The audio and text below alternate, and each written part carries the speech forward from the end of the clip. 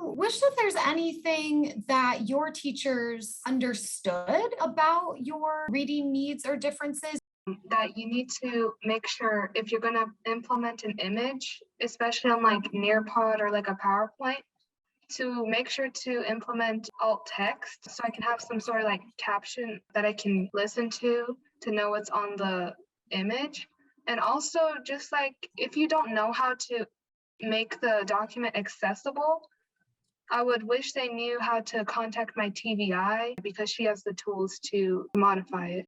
When it comes to like worksheets we do in class, or if there's a textbook and I need like to be able to look up like the IBN number, I think it's called, I'll have to talk to my teacher about that, and I make sure that I communicate with all my teachers at the beginning of the year what I need for classwork, and I email them whenever like I need something in a different format or like something's not accessible. That if you don't know or if you want to know more, just come ask me about it and I can explain to you what I need. I've had teachers in the past, I've told them and they're just like, okay, and then halfway through the year, it's not being implemented anymore. It's frustrating. The most helpful thing is when they're flexible. It's really nice to just be able to be flexible with either the assignment or just talking about it or like what is necessary for the class. Flexibility is really important. What would you want them to know about your process with IEP or 504 meetings? I think